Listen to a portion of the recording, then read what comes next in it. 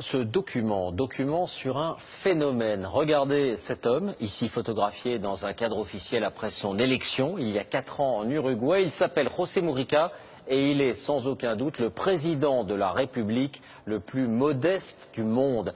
Il refuse d'habiter dans les palais, il a même vendu l'une des résidences présidentielles. Il met un point d'honneur à vivre comme un retraité ordinaire, dans sa ferme, pour afficher son opposition à la société de consommation. Nos envoyés spéciaux, Maryse Burgot et Laurent Desbois, l'ont rencontré. Voici leur reportage. La maison est tellement modeste qu'on se pince pour y croire. Et les vêtements du chef de l'État sont assez peu protocolaires. Ce matin-là, José Mujica, 78 ans, président de la République de l'Uruguay, nous reçoit chez lui en vieux survêtements.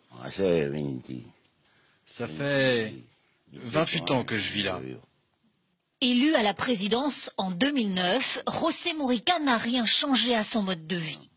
Comme autrefois, il boit le maté, cette infusion d'herbe très populaire en Uruguay, et comme autrefois, il rentre chez lui tous les soirs, dans sa ferme.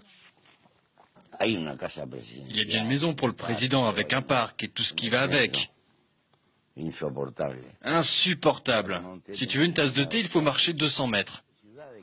En Uruguay, le président reçoit un salaire mensuel de 9 000 €. Mujica n'en accepte que 1 000. Le reste est reversé à l'État.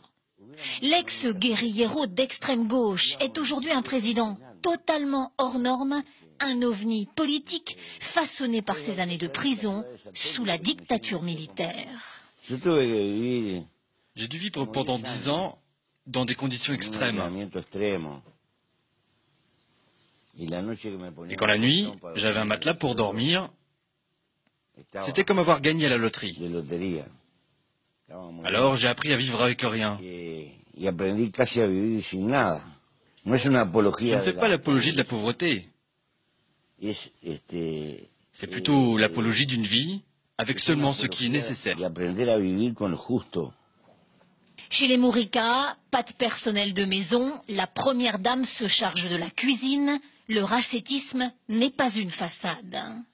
Ils prônent aujourd'hui tous les deux un socialisme matiné d'économie de marché et ils sont d'accord sur la place du couple présidentiel.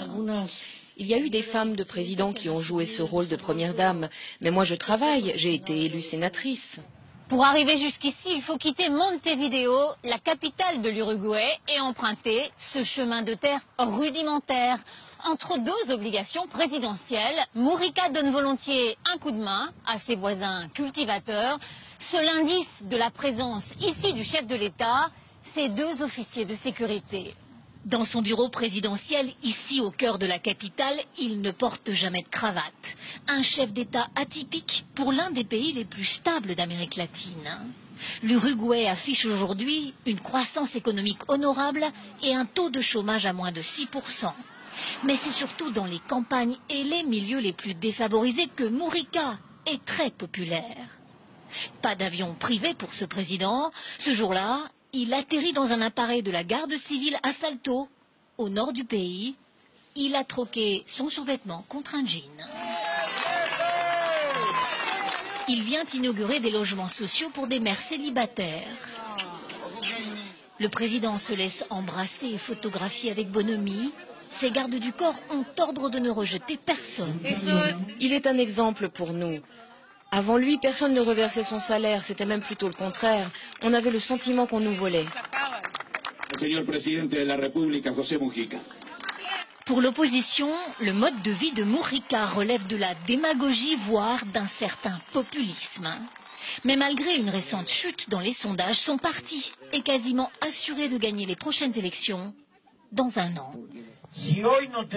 Si aujourd'hui nous n'avons pas le courage d'investir et d'aider ces enfants des quartiers pauvres, c'est notre société qui en paiera les conséquences dans le futur.